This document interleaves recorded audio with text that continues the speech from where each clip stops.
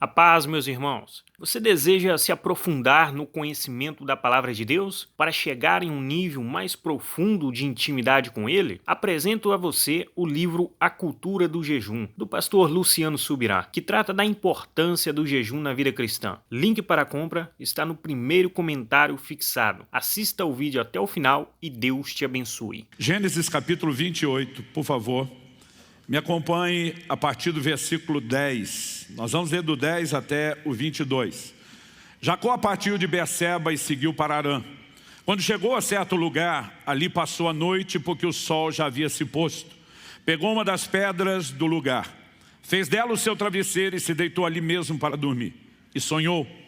Eis que estava posta na terra uma escada cujo topo atingia o céu. E os anjos de Deus subiam e desciam por ela. E eis que o Senhor estava perto dele e lhe disse: Eu sou o Senhor, Deus de Abraão, seu pai, e Deus de Isaque. A terra em que agora você está deitado, eu a darei a você e à sua descendência. A sua descendência será como o pó da terra. Você se estenderá para o oeste, para o leste, para o norte e para o sul. Em você e na sua descendência serão benditas todas as famílias da terra. Eis que estou com você e o guardarei por onde quer que você for. Farei com que você volte para essa terra, porque não o abandonarei até que eu cumpra aquilo que lhe prometi. Quando Jacó despertou do sono, disse: Na verdade o Senhor está nesse lugar e eu não o sabia. E temendo disse: Quão temível é este lugar! É a casa de Deus, a porta dos céus. Se você puder, repita comigo essa frase: é a casa de Deus, a porta dos céus. Só mais uma vez, um pouquinho mais de ânimo e disposição. É a casa de Deus, é a porta dos céus. Verso 18, na manhã seguinte, Jacó levantou-se de madrugada, pegou a pedra que havia usado como travesseiro e a pôs em pé como coluna. E sobre o topo dela derramou azeite. E ao lugar, cidade que antes se chamava Luz, deu o nome de Betel. Jacó fez também um voto dizendo: Se Deus for comigo e me guardar nessa jornada que empreendo, e me der pão para comer e roupa para vestir, de maneira que eu volte em paz para a casa de meu pai, então o Senhor será o meu Deus. E a pedra que pus como coluna será a casa de Deus. E de tudo que me concederes, certamente te darei o dízimo. Meu Deus, suplicamos graça, favor, entendimento espiritual sendo comunicado com a exposição da Tua palavra. Oramos, ó Deus, não apenas que o Senhor ilumine os olhos do nosso entendimento, mas que o Senhor nos leve a um lugar de percepção das verdades espirituais. Não apenas a capacidade de percebê-las, mas de assimilá-las, de absorvê-las na nossa conduta prática, de maneira que não apenas nos alinhemos ao Teu propósito, te honrando, te exaltando e te glorificando, mas dessa forma podendo desfrutar daquilo que é o Seu plano perfeito e completo para as nossas vidas. Nós oramos em nome de Jesus. Amém. Bom, eu creio que nesse domingo, mais do que mera e simplesmente uma palavra de ensino ou de instrução, eu quero comunicar algo que eu classificaria como uma mensagem profética. Um chamado de Deus ao momento de alinhamento e de preparação para um novo tempo e para uma nova estação. Eu creio de todo o meu coração que é importante que você, de fato, procure, não apenas entender em linhas gerais o que vamos comunicar, mas entender naquele âmbito pessoal o que é que Deus está pedindo de mim, em termos de minha participação em relação ao que Ele vai falar ao meu coração hoje. Ao olhar para esse texto, algo que eu posso te dizer é que a revelação de Deus na Bíblia é progressiva. Deus começa revelando de uma forma e um nível a Adão. Nós temos uma progressão, por exemplo, em Enoque, que andou com Deus. Mas à medida que nós observamos, nós vemos que alguns homens vão crescendo a revelação que gerações anteriores não tiveram. Como o pacto e a aliança que Deus faz com Abraão e a sua descendência, por exemplo. Quando finalmente Deus está para tirar a nação de Israel do Egito, Ele se revela a Moisés e diz: Eu, Senhor, não me fiz conhecer pelo meu nome aos seus ancestrais, aos seus pais, porque a revelação de Deus é progressiva. E não apenas da sua pessoa, mas também do seu propósito. Paulo escreve aos Gálatas e diz que quando Deus prometeu a Abraão: Em ti serão benditas todas as famílias da terra, Deus pré-anunciou o evangelho a Abraão. Deus não estava falando apenas de algo que queria fazer com um homem ou um povo que era a sua descendência natural. Deus já estava anunciando a comunicação do seu propósito, do que Ele queria fazer pela terra em termos de redenção. E nós precisamos entender que ao longo da Escritura, não só a revelação da pessoa de Deus, mas do propósito de Deus, ela vem sendo apresentada de forma progressiva.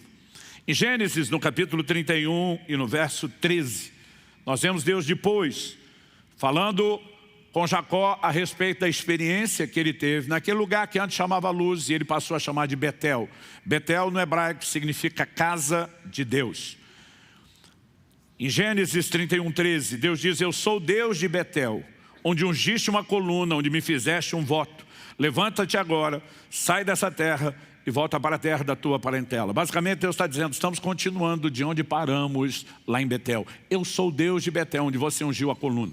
Quando Deus se revela dizendo, eu sou Deus de Betel, posteriormente, voltando a Betel, Jacó chamará Deus pelo nome de El Betel, que significa o Deus de Betel.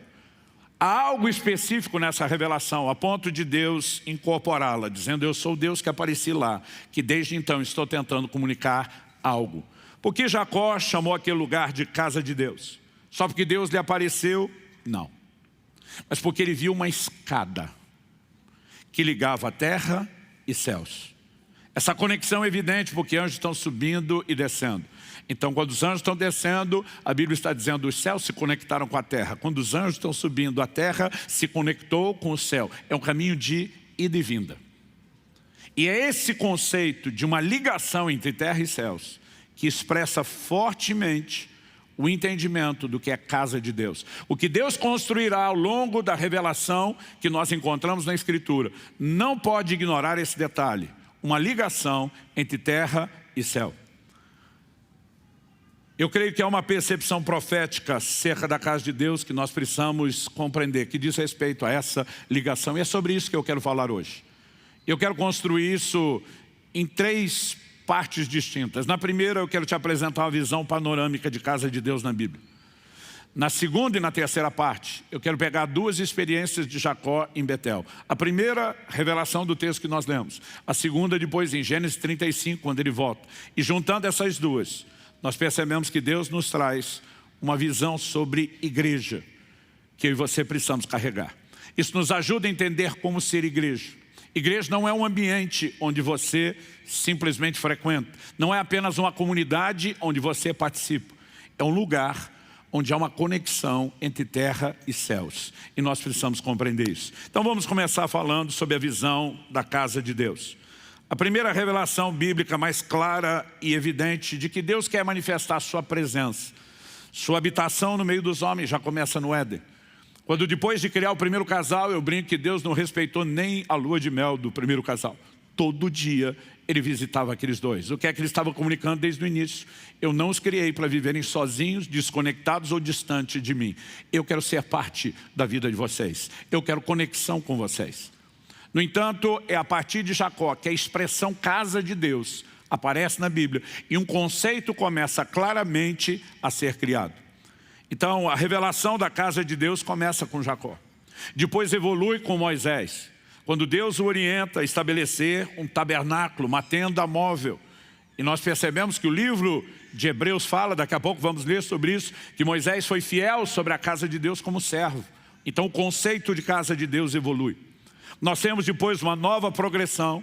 Eu vou pular o tabernáculo de Davi e eu vou pular direto para o templo que Salomão constrói.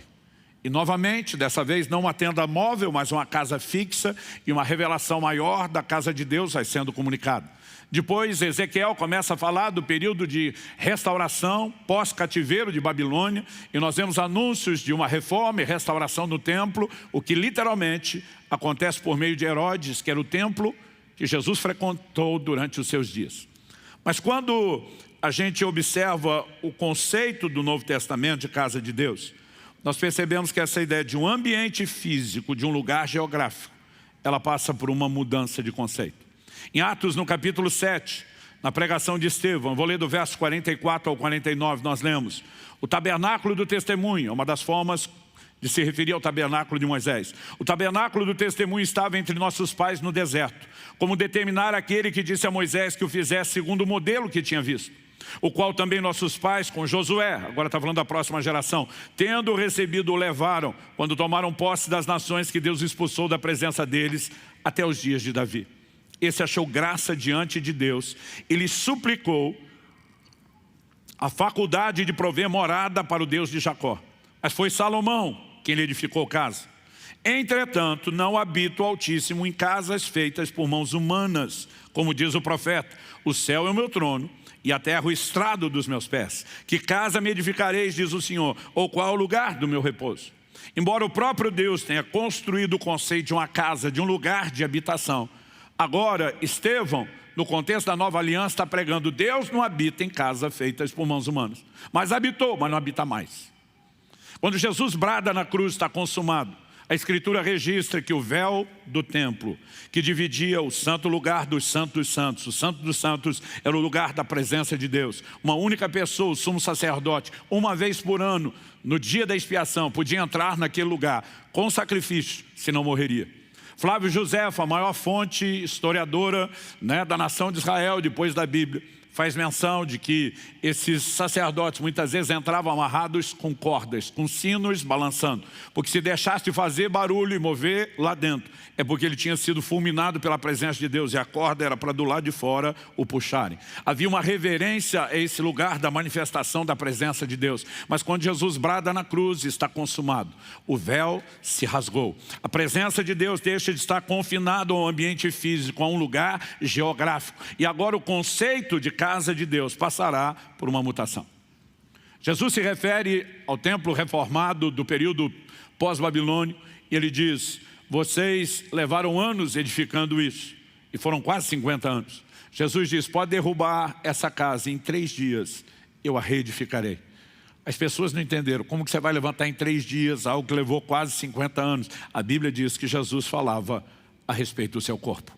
Ou seja, o conceito de uma nova casa sendo erguida, agora não como prédio, mas de uma habitação de Deus nas pessoas, está sendo comunicado. Em 1 Timóteo, no capítulo 3, no verso 15, Paulo escreve e diz: escrevo-te essas coisas, esperando e ver-te em breve, para que, se eu tardar, fique ciente de como se deve proceder na casa de Deus, que é a igreja do Deus vivo, coluna e baluarte da verdade. O conceito de casa de Deus está agora relacionado à igreja. E a igreja não é um prédio onde eu e você frequentamos. A igreja é o ajuntamento dos santos, que como indivíduos, de acordo com o ensino do Novo Testamento, se tornaram agora morada de Deus no Espírito. A habitação de Deus pelo seu Espírito. O conceito de casa de Deus passa por essa mudança. Em Hebreus, no capítulo 3, no verso 6, a Escritura diz: pois toda a casa é estabelecida por alguém, mas aquele que estabeleceu todas as coisas é Deus. E Moisés era fiel em toda a casa de Deus como servo, para testemunho das coisas que haviam de ser anunciadas. Cristo, porém, como filho em sua casa. A qual casa somos nós, se guardarmos firme até o fim a ousadia e a exultação da esperança. Moisés foi fiel como servo sobre a casa de Deus, uma tenda móvel. A Bíblia diz: Cristo é fiel sobre a casa de Deus como filho. Mas ele diz: a tenda ainda é móvel, mas não é um ajuntamento de pano e estrutura. Nós nos tornamos essa tenda móvel. Nós somos o lugar da manifestação da presença de Deus. Quem está entendendo, diga amém. Agora, o que é preciso que eu e você entendamos? Que desde o início, a visão da casa de Deus está relacionada com a pessoa de Cristo. Nós vemos que a pedra que Jacó usou como travesseiro, ele a levanta como uma coluna e ele a unge com óleo. A pedra ungida tipifica Cristo. Aliás, há inúmeras profecias a respeito da vinda do Messias que estão relacionadas com uma pedra. A pedra que os edificadores rejeitaram, a pedra de esquina, a pedra angular. E quando olhamos para a declaração do próprio Jesus sobre o plano de estabelecer a sua igreja, não dá para ignorar que em Mateus, Evangelho de Mateus, no capítulo 16 e no verso 18, Nosso Senhor diz: também eu lhe digo que você é Pedro, e sobre esta pedra edificarei a minha igreja, e as portas do inferno não prevalecerão contra ela. Jesus está dizendo: minha igreja será edificada sobre uma pedra. Pastor, a pedra é Pedro? Não. A igreja romana ensinou isso por muitos séculos. Mas Jesus diz: na verdade eu te digo que tu és Petrus, um pedaço de pedra. E Jesus diz: e sobre esta pedra, no grego, Petra, uma grande rocha, edificarei a minha igreja. Jesus está dizendo: a igreja será edificada sobre uma pedra, mas a pedra nunca foi Pedro. A pedra é Cristo. Ele é a pedra angular. Ele é a pedra fundamental. É por isso que 1 Coríntios 3,11 diz: nenhum outro fundamento pode ser colocado, além do qual já está posto, o qual é Jesus Cristo. O próprio Pedro, a quem Jesus dirigiu a palavra, não teve a menor dificuldade de entender a revelação que lhe estava sendo comunicada. Em 1 de Pedro, no capítulo 2, nos versos 4 e 5, ele diz: chegando-se a ele, a pedra viva, ou dependendo da outra versão, a pedra que vive, rejeitada assim pelos homens, mas para com Deus eleita e preciosa. Também vocês, como pedras vivas, como pedras que vivem, ou seja, feita do mesmo material que ele diz: chegando-se a ele como pedras que vivem, são edificados casa espiritual. Diga comigo, casa espiritual. Porque Deus nos edifica como casa, Ele é a pedra fundamental, nós somos pedras. Imagine no lugar de pedras aqui o conceito de tijolos, que é isso que ele está imaginando, sendo edificados sobre Ele, uns sobre os outros, tendo Ele como fundamento. Nós estamos sendo edificados sobre Cristo como uma casa. Com qual propósito? Para, aqui o indicativo de propósito, para serem sacerdócio santo, a fim de oferecerem sacrifícios espirituais agradáveis a Deus por meio de Jesus Cristo. Quando nós olhamos o conceito de casa de Deus, obviamente tudo começa a partir da pedra que é Cristo. Ele é a pedra ungida. Aliás, a palavra Messias, do hebraico do Antigo Testamento, que equivale a Cristo, do grego do Novo Testamento, significa ungido. Ele é o fundamento da casa de Deus. E talvez seja por isso que Nosso Senhor faz uma afirmação em João capítulo 1, que nós não podemos deixar fora dessa equação. A partir do verso 45 nós lemos: Filipe encontrou Natanael e lhe disse: achamos aquele de quem Moisés escreveu na lei e a quem se referiram os profetas, Jesus, o Nazareno, filho de José. Então Natanael perguntou: de Nazaré pode sair alguma coisa boa? Filipe respondeu: venha ver. Jesus viu Natanael se aproximar e disse a respeito dele: eis um verdadeiro israelita em quem não existe fingimento algum. Natanael perguntou a Jesus: de onde o Senhor me conhece? Tem gente que até para você elogiar é complicado. Jesus respondeu: antes de Filipe chamá-lo, eu já tinha visto você debaixo da figueira. Então Natanael exclamou: mestre, o Senhor é o Filho de Deus, o Senhor é o Rei de Israel. Ao que Jesus lhe respondeu: você crê porque eu disse que tinha visto você debaixo da figueira? Pois você verá coisas maiores do que essa. Guarde isso, você verá coisas maiores do que essa. A igreja é estabelecida e fundamentada num ambiente de manifestações sobrenaturais. Deus está tentando chamar a nossa atenção para um lugar, para uma dimensão, onde nós precisamos entrar e viver coisas maiores do que aquelas que nós já vivemos. E acrescentou, então uma coisa está ligada à outra. O que ele acrescentou? em verdade lhes digo, que vocês verão os céus abertos e os anjos de Deus subindo e descendo sobre o Filho do Homem. Do que é que você acha que Jesus está falando? Ele volta lá num dos primeiros conceitos da revelação da casa de Deus e diz aqui: a porta dos céus está aberta. Há uma ligação entre terra e céu, anjos subindo, anjos descendo. Nós acabamos falando muito pouco no dia a dia da vida cristã a respeito da ação e do ministério dos anjos. Mas Hebreus capítulo 1, verso 14 diz que eles são espíritos ministradores enviados a serviço daqueles que hão de herdar a salvação. Eu creio que nós vamos entrar num tempo onde veremos muito mais da atividade angelical, onde veremos muito mais do sobrenatural. E Jesus está dizendo: eu sou aquela pessoa que veio proporcionar o cumprimento, não de um sonho de alguém que dormiu de barriga cheia, mas de alguém que teve um sonho, uma visão e um entendimento profético. Há uma conexão entre céus e terra, anjos estão subindo e descendo, o sobrenatural se instala e se estabelece na terra através da igreja de Jesus.